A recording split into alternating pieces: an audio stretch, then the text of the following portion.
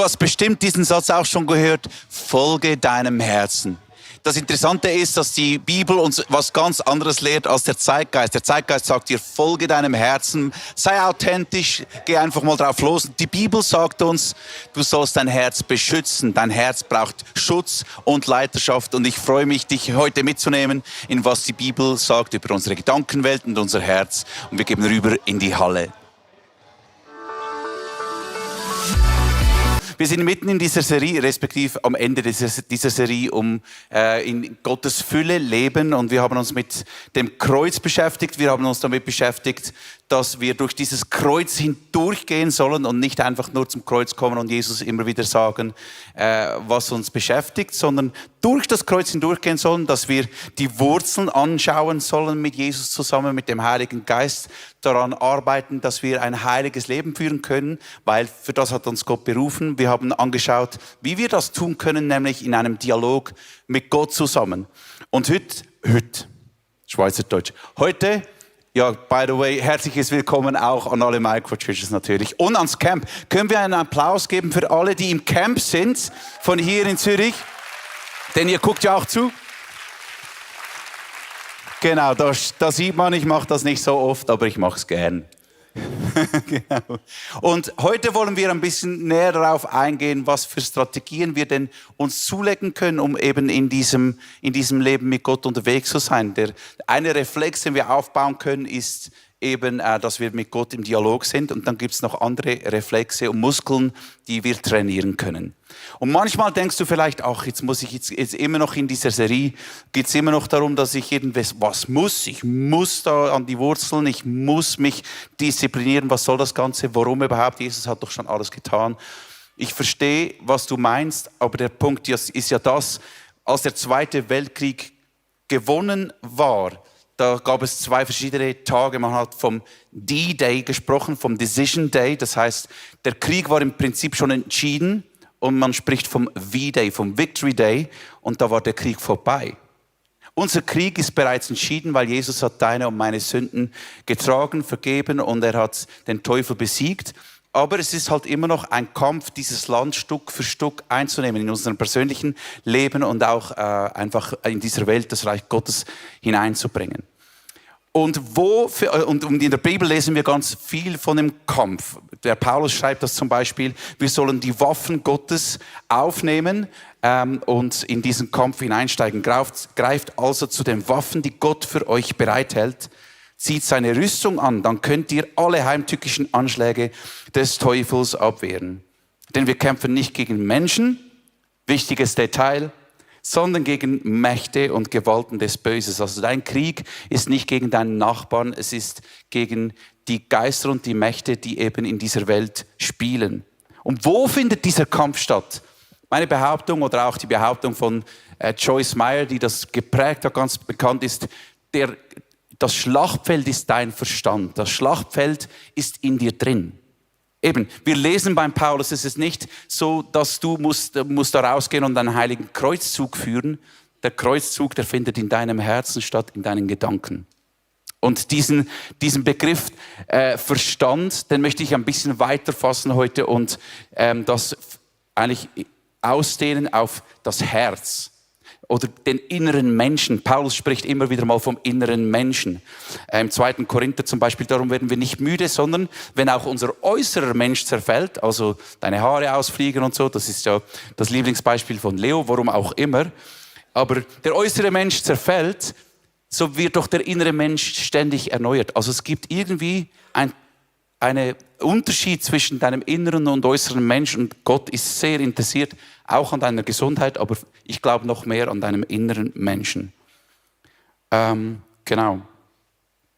Im Hebräischen, in der Bibel wird das Wort Herz sehr vielseitig verwendet und ich möchte das heute ein bisschen nehmen. Also wenn du das Wort Herz heute hörst, dann denk nicht nur an das, was da schlägt in dir, damit du Blut in deine Organe pumpen kannst, sondern denk an dein ganzes Innenleben. Für die Hebräer, die haben nicht unterschieden zwischen was in deinem Hirn stattfindet und was da irgendwo mit den Gefühlen abgeht. Für sie war das alle der innere Mensch, das haben sie bezeichnet als, das ist das Herz, Levav oder Lebab, Kebab.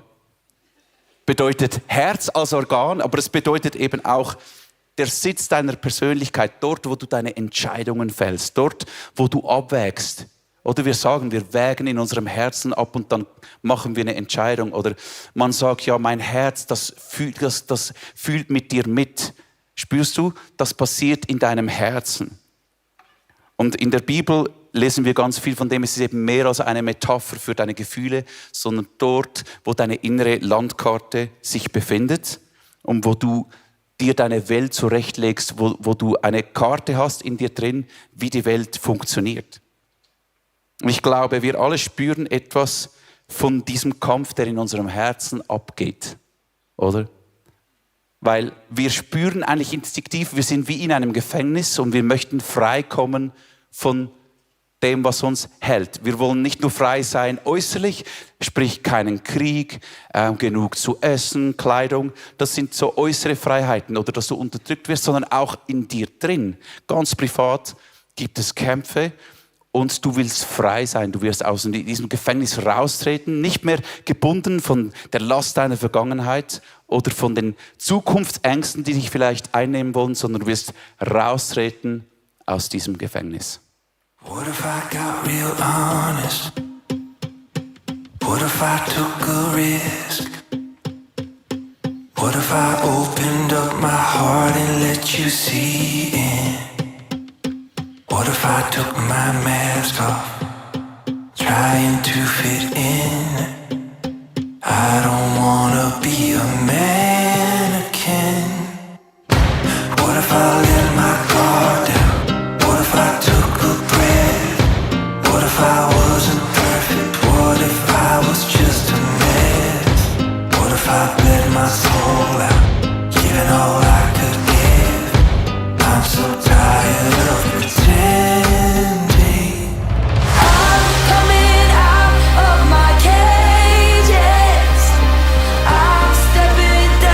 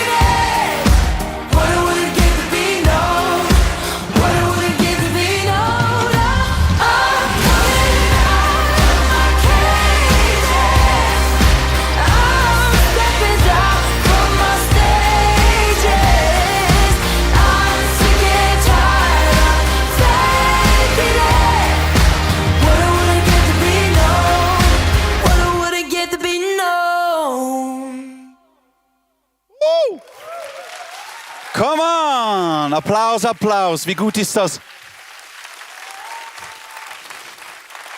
Vielleicht schaut sich dein Herz auch ein bisschen so an, manchmal in deinen Gedanken kämpfen verschiedene Gedanken gegeneinander. Und interessant ist ja diese Message, ich komme raus aus meinem Gefängnis und ich will echt sein, I'm tired of faking it und ich will gekannt werden. Dieser Song könntest du gerade so gut auf einer Gay Parade spielen, meine Behauptung. Jetzt der Unterschied ist eben das, wir alle spüren, dass wir in diesem Kampf sind und dass wir raus wollen aus diesem Gefängnis, dass unsere Gedanken uns manchmal, wo wir uns drin befinden. Aber interessant ist, dass die Welt eine ganz andere Message hat, wie man da rauskommt aus dieser Zwickmühle, als die Bibel. Die Welt sagt dir, folge deinem Herzen. Kennst du diese Teenager-Poster? Ich habe 2 Teenager zu Hause. Folge deinem Herzen. Jö, ist das herzig, sagen wir in der Schweiz. Folge deinem Herzen, weil wenn du auf dich hörst, in dich reinhörst, dann findest du alles, was du brauchst. Sehr interessant, weil die Bibel sagt mir, die Wahrheit, erkennt die Wahrheit und die Wahrheit macht dich frei. Ja, was stimmt jetzt? Auf was soll ich jetzt bauen? Was stimmt jetzt? Die Bibel geht weiter und sagt mehr als alles andere, hüte dein Herz, denn aus ihm strömt alles Leben. Beschütze dein Herz, folge deinem Herz. Für mich 2 völlig unterschiedliche Konzepte, 2 völlig unterschiedliche Weltanschauungen. Und ich muss ehrlich sein, auch wenn ich jetzt mich versuche, aus diesem Christenkuchen-Bubble rauszunehmen, muss ich sagen, wenn ich meinem Herz folge, es kommt nicht gut. Ich erzähle euch gleich eine schöne Begebenheit aus meinem Leben. Und die Bibel spricht so über das menschliche Herz. Jesus diagnostiziert das menschliche Herz. Matthäus 15 zum Beispiel, denn aus dem Herzen kommen böse Gedanken. Wie Mord, Ehebruch, sexuelle Unmoral, Diebstahl, Lüge und Verleugnung. Und im Alten Testament, Jeremia 17, ganz berühmt, nichts ist so undurchschaubar wie das menschliche Herz. Es ist unheilbar krank. Wer kann es ergründen? Ich, der Herr, durchschaue es. Also, aus dem Herz fließen gute Dinge. Ich habe Mitleid mit jemandem. Es bewegt in meinem Herzen, bewegt es mich dazu, was zu unternehmen. In meinem Herzen kommt Glaube rein und ich kann im Glauben Schritte gehen. Aber es kommen auch ganz komische Sachen raus, wenn ich nicht aufpasse, wie ich mein Herz leite. Und um ganz ehrlich zu sein, ich habe diese Message nicht immer geliebt. Es war noch nicht so lange her, ein paar Jahre, ich glaube, der Tobi Teichen hat eine Message gehalten hier, wo es ums menschliche Herz ging. Und er eigentlich gesagt hat, basically eben, hey, das menschliche Herz, du kannst deinem Herz nicht einfach so folgen, das ist krank, braucht Heilung, das braucht Befreiung. Und ich habe gedacht, jetzt hört mal auf mit dieser Scheiße. Ich habe das schon vor Jahren gehört und ich kann mich erinnern, auf einem Kongress da mit 18 Jahren hat der Pastor gesagt, du musst sterben innerlich, du musst sterben mit Jesus. Und ich habe das gehasst, weil ich komme aus einem Umfeld, das eher gesetzlich war. Und ich habe gedacht, ich muss zu gar nichts sterben. Ich habe jetzt diesen Jesus und der gibt mir endlich Friede und Spaß. Ich sterbe zu gar nichts. Aber ich habe nicht verstanden, dass dieses Sterben in mir drin nötig ist, damit diese Freiheit überhaupt reinkommt, von der Gott eben spricht. Und ich erzähle euch eine lustige Geschichte. Also so lustig ist sie eigentlich nicht. Aber vor etwa 6 Wochen habe ich mit meiner Tochter Alia und ihrer Kollegin, also zu dritt waren wir, einen Testflug unternommen nach Düsseldorf. Warum Testflug? Meine Tochter hatte Flugangst. Die ist einmal fast geflogen, aber eben nicht ganz. Sie ist wieder ausgestiegen mit ihrer Mama aus dem Flugzeug, weil sie so panische Angst hatte, davor zu fliegen. Und dann sind wir, 2 Jahre haben wir das so gelassen, immer wieder mal darüber gesprochen, viel gebetet, wurde getauft dann, meine Tochter. Und jetzt haben wir gedacht, komm, wir machen wieder einen Testflug nach Düsseldorf. Hin und zurück in einem Tag, ist nicht so weit. Haben das gemacht. Habe Tickets organisieren können von jemandem, den ich kenne, von einer Fluggesellschaft, habe da günstig was bekommen, sind wir da hingeflogen und beim Hinflug sehe ich beim Check-in, oh, ein Sitz ist Waiting List, zurück. Habe ich gedacht, ja, das kann nicht sein, ich habe für den vollen Preis, also ich habe den Preis bezahlt, es ist ein gebuchtes Ticket und alles, ja, und habe da ein bisschen rumtelefoniert und habe gesagt, gehst einfach an den Schalter in Düsseldorf, kommt schon gut, habe ich natürlich gemacht, als exakter, genauer Schweizer und habe gesagt, ich habe da Tickets und alles. Und die haben mir dann 3 Boardingpässe ausgedruckt mit zugewiesenen Sitzen. Also sind wir den ganzen Tag in Düsseldorf gewesen. Natürlich Nägel lackieren und so stand auf dem Programm. Nicht für mich, für die 2 Girls. Und wir kamen dann am Abend um 7 Uhr ans Gate. Gerade knapp noch geschafft, weil die Deutsche Bahn Verspätung hatte. Kein Problem, wir lieben euch trotzdem. Also ich stehe da am Gate und dann gehen alle durch und die Alia will einchecken und dann die Freundin von Alia und sie hält ihr Ticket hin und es macht und dann denke ich, ja, macht nichts, aber und das Personal sagt dann, ihr müsst kurz noch warten. Da sind alle reingegangen und am Schluss sagt sie, okay, wir haben durchgezählt, es tut mir leid, wir haben nur 2 Plätze für euch. Und es ist Samstagabend, 7 Uhr, nächster Tag ist Church. Die Freundin von Alia hat ein Familienfest am Morgen, auf das sie sich schon seit Monaten freut.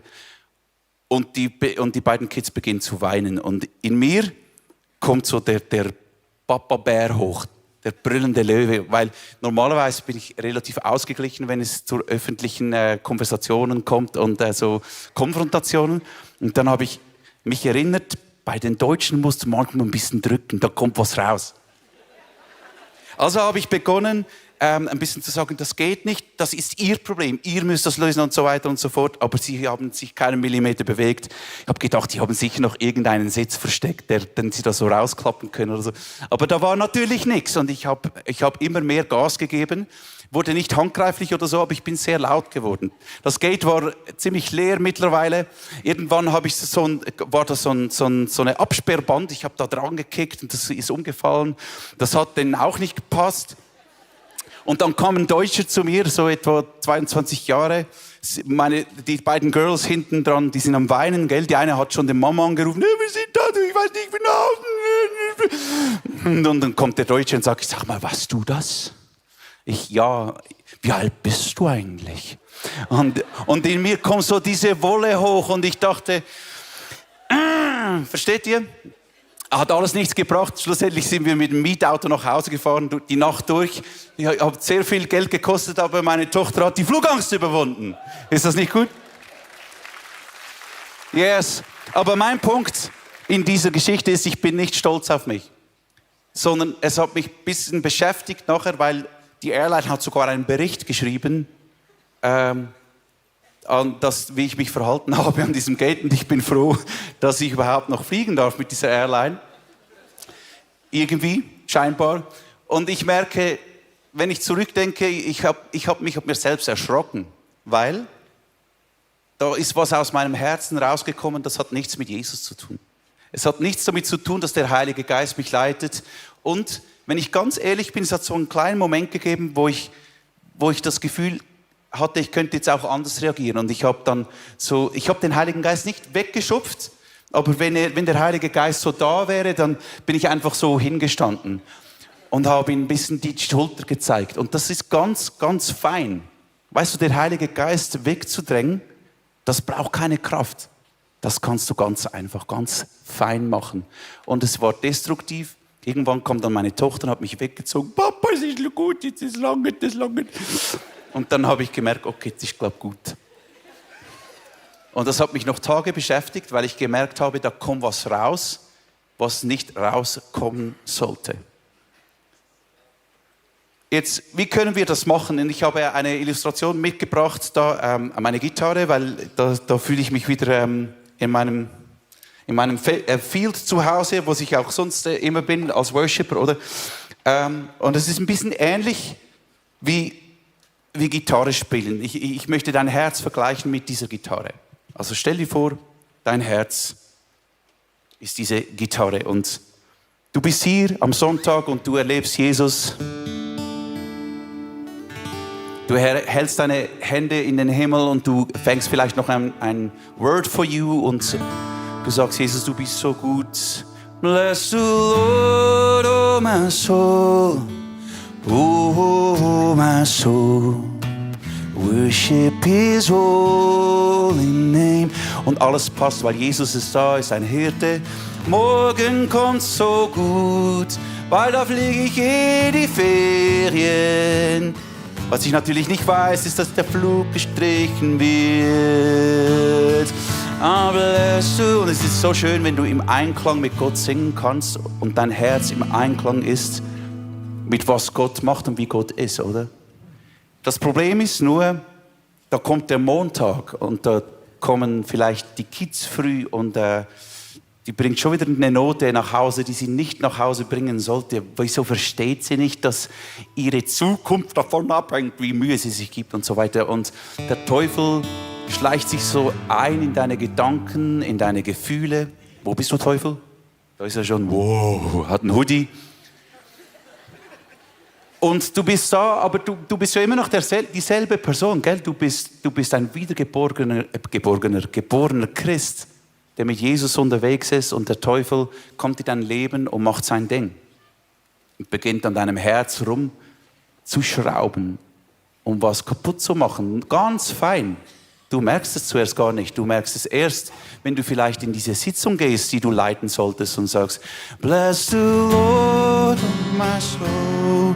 Du denkst, irgendwas stimmt hier nicht, irgendwas fühlt sich komisch an und dann denkst du, ich habe meine Bibel nicht gelesen heute Morgen, okay, ich bin halt, Jesus will mir was sagen. So habe ich oft gedacht früher, wenn was unstimmig war in meinem Herzen, dachte ich, es liegt an mir.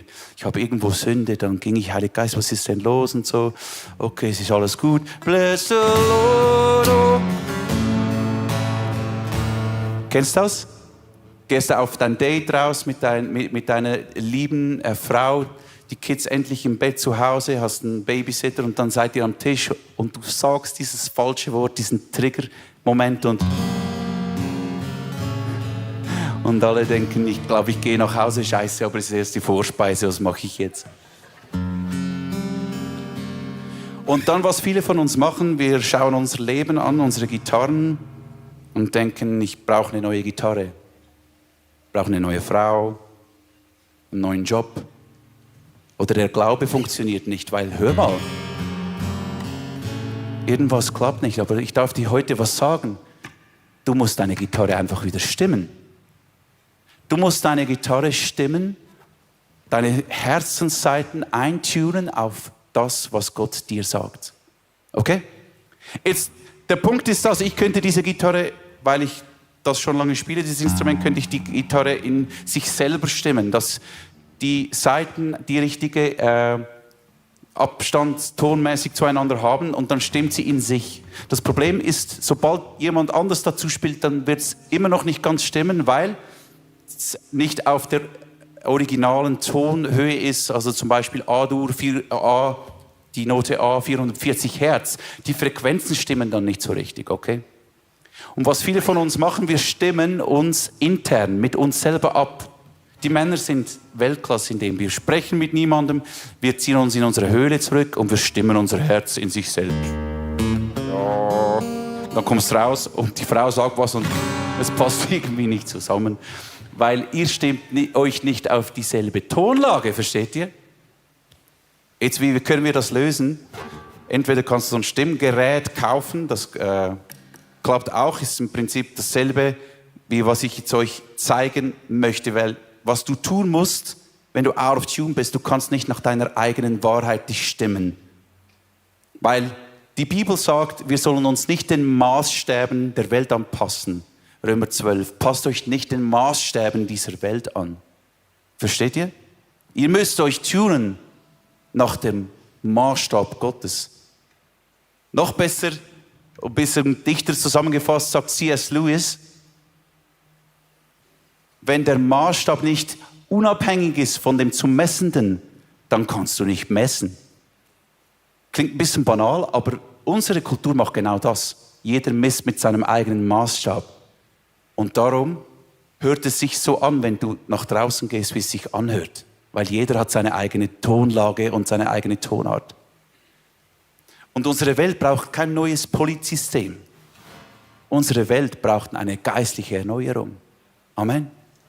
Dass wir uns ausrichten können nach dem, wie Gott das Universum geschaffen hat. Weil wir glauben ja als Christen, dass die Bibel autoritativ ist. Und wenn Gott was sagt, dann ist es so.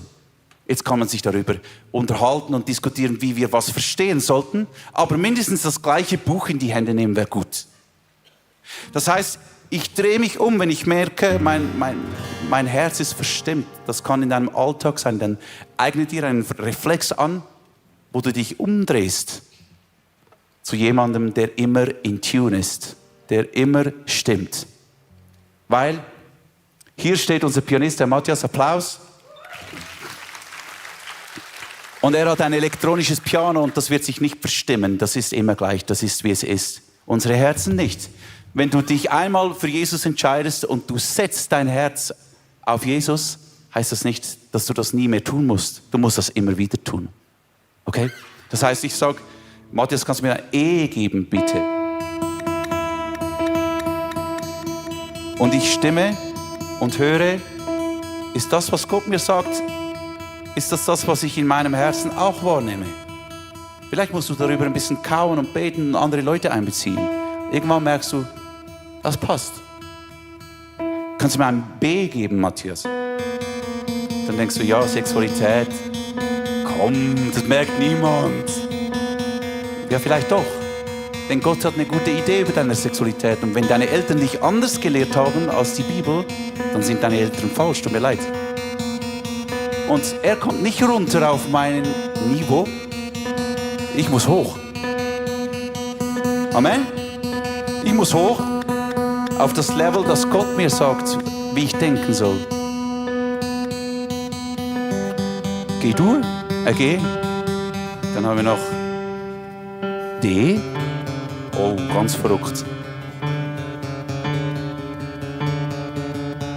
Manchmal muss ein bisschen dranbleiben, weil der Teufel hat ein bisschen Gas gegeben.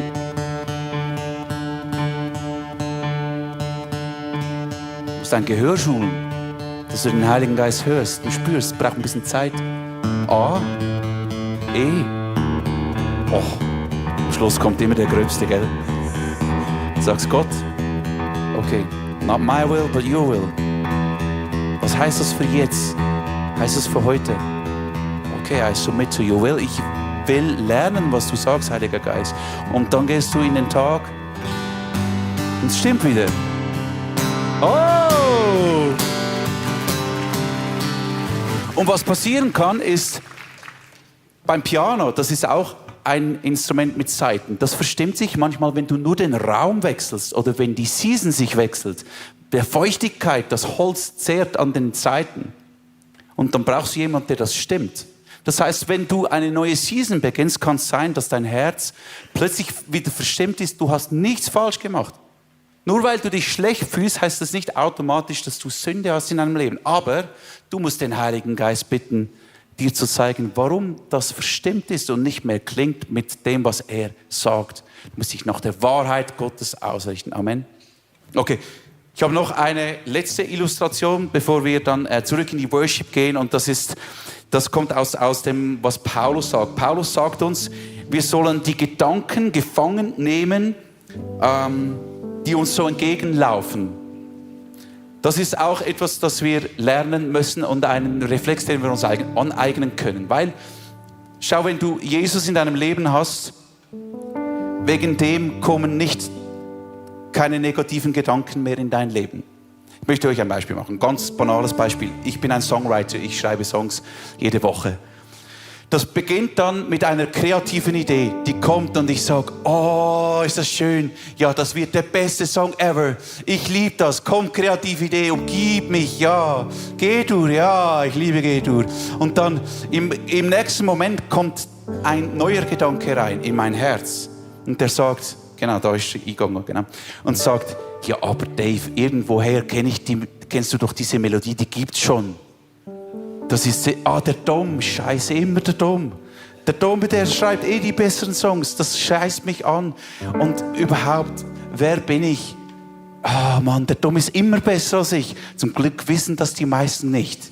Jetzt wissen sie es, scheiße. Und dann kommt der Minderwert rein und irgendwann kommt die Anklage rein und sagen, Dave, wieso hast du überhaupt solche Gedanken? Die von Bethel sind viel heiliger, darum haben sie auch mehr Erfolg. Ganz sicher. Und barfuß und so, das klappt immer.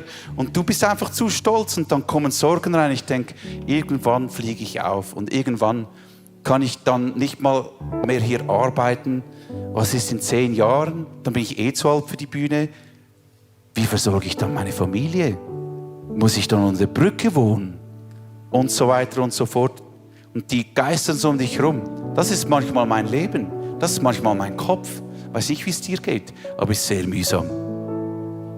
Okay, Trick, zurück. Jetzt brauche ich die Band, weil jetzt brauchen wir ein bisschen Stimmung hier. Ihr könnt eigentlich schon aufstehen und auch in den Microchurches, weil ihr müsst jetzt ein bisschen aktiv sein und mir helfen und das verinnerlichen. Weil wenn du mit Jesus unterwegs bist, hast du Autorität. Amen. So dieser Polizeihut. Nicht lachen. Ich weiß, Hüte ist nicht mein Ding. Trotzdem, Polizeihut. Dann kommt diese kreative Idee und ich denke, oh, das wird der beste Song ever. Du kannst in mein Herz reinkommen. Ich lasse dich sehr gerne rein.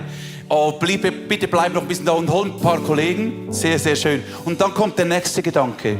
Da kommt das Vergleichen. Ja, aber Dave, diese Melodie kennst du schon. Und der Dominik und so. Da merkst du, da hier, es ist nicht mehr nur sachlich, sondern es beginnt mit dir irgendwas zu machen. Und ich sage, stopp, halt, ich fühle mich gemobbt. Und du hast keinen Platz in meinem Herzen. Und dann sagt der Paulus, wir sollen die Gedanken gefangen nehmen. Vielleicht haben wir den Vers, den haben wir vorher gehabt. Und ich sage mit einer Wahrheit, nämlich diesen Gedanken gefangen, Herr, ich danke dir, dass ich einzigartig und wunderbar gemacht bin. Und ich unterstelle diesen Gedanken der Herrschaft Gottes. Ich bringe ihn sozusagen im Eiltempo zum Kreuz. Weil da passt es ihm nicht, okay? Versteht ihr? Da kommt der nächste Gedanke. Es geht meistens ein bisschen schnell. Minderwert. Und ich denke so, nee, stopp, halt, ich fühle mich immer noch gemobbt. Und es steht in der Bibel ganz klar, ich bin ein Kind von Gott. Also du kannst im Prinzip da zu deinem dreckigen Kollegen gehen da. Und da kommt die Anklage und sagt mir, hey Dave, du bist wirklich ein bisschen ein Heuchler und Bethel ist viel besser und ihr im ICF, ihr habt nur zack, zack, zack, das im Sinne. Ich sage, stopp, halt, ich fühle mich gemobbt. Und die Bibel sagt mir, wenn ich in Jesus bin, dann bin ich ein Gerechter. Amen. Macht ein bisschen mit, komm. Da bin ich gerecht. Niemand kann mich anklagen. Und darum, ich möchte dir sagen, ist leider zu hier. Voll zu. Voll zu. Da kommt der nächste Gedanke. Ich sage, stopp, halt. Ich fühle mich immer noch gemobbt. Und Sorge passt nicht in mein Leben. Tut mir leid, weil Jesus sagt mir, der Herr ist mein Hirte. Mir wird nichts fehlen. Darum, ich habe da ein Plätzchen für dich. Das ist beim Kreuz. Tschüss. Und dann muss man gucken. Plötzlich kommt noch ein Gedanke, da sage ich, oh, neue Hoffnung. Ich glaube, der Song ist gar nicht so scheiße. Komm rein, neue Hoffnung, komm, wir schreiben weiter. Oh, kreative Idee, oh komm, wir schreiben weiter, können wir, ja. Und plötzlich ist wieder Ordnung in deinem Kopf, Amen. Das ist das, was du machen musst mit deinen Gedanken, mit Anklage, mit Sorgen, mit was auch immer in dein Herz rein will, was nicht reingehört. Du musst dein Herz beschützen. Das ist das, was uns die Bibel sagt. Und ich wünsche mir, dass wir zusammen in diesen Worship-Song einsteigen können. This is how I fight my battle. Weil jeder von uns hat diese Kämpfe und heute müssen wir nicht hören. Du musst jetzt nicht warten, bis der Heilige Geist dir was sagt, sondern jetzt stehst du einfach auf. Wir haben jetzt 5-mal gehört, was wir tun müssen, wie wir Sachen ans Kreuz bringen können. Jetzt nimmst du dein Herz und hältst es Gott hin und sagst, Gott, ich danke dir, dass du für mich bist und nicht gegen mich. Du musst nicht Sachen überspielen. Manchmal sagt der Heilige Geist auch etwas ganz fein, was dich herausfordert, gell? Ist nicht so, dass er dir nur sagt, was du hören willst. Weil Gott hat mir gesagt, oder ich habe gemerkt, nach diesem Düsseldorf-Erlebnis, ich habe mich richtig, richtig scheiße verhalten. Er hat mich überführt. Aber das ist etwas anderes, als wenn negative und böse Gedanken dich runterziehen. Seid ihr ready dafür, in das zu starten und euer Herz Gott hinzuhalten?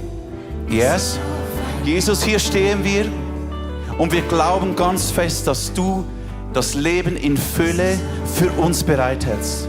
Und jetzt strecken wir uns aus nach diesem Leben. Komm, wir strecken unsere Hände aus nach diesem Leben, das Jesus für uns bereithält. Und das hat nichts damit zu tun, wie reif du bist im Glauben, hat nichts damit zu tun, wie heilig.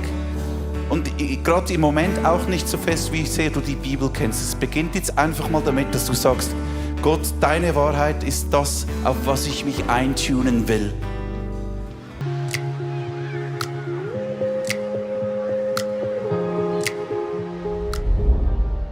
Schön, dass du dabei warst. Ich hoffe, dass die Predigt dir geholfen hat und du viele Dinge auch für deinen Alltag umsetzen kannst. Wir würden wirklich gerne mehr von dir erfahren. Vielleicht hast du Fragen, was beschäftigt dich? Dann besuch uns doch auf unserer Homepage icf.ch/connect. Dort erfährst du auch, was uns als Community eigentlich ausmacht. Alles, was du hier siehst, hat zu tun. Viele Volunteers, sie haben ihre Talente investiert, ihre Zeit investiert. Auch ganz konkret Finanzen, weil ohne Finanzen ist das alles gar nicht möglich. Ja, und das hier ist unsere Einladung an dich, Teil von diesem Großen zu werden, was Gott tut, auch mit deinen Finanzen, weil es ist so viel Technik, es sind so viele Investments, die wir machen, dass das alles möglich ist. Und mit deinen Finanzen kannst du da einen Unterschied machen. Und noch eine kleine Sache. Abonniert den Kanal, macht einen Daumen hoch, schreibt was in den Kommentar rein, weil es wird uns helfen, dass Leute plötzlich von dieser Sendung hören, weil wir wollen ja die beste Botschaft rausbringen an Menschen, die noch nie von diesem Gott gehört haben. Also, bis zum nächsten Mal.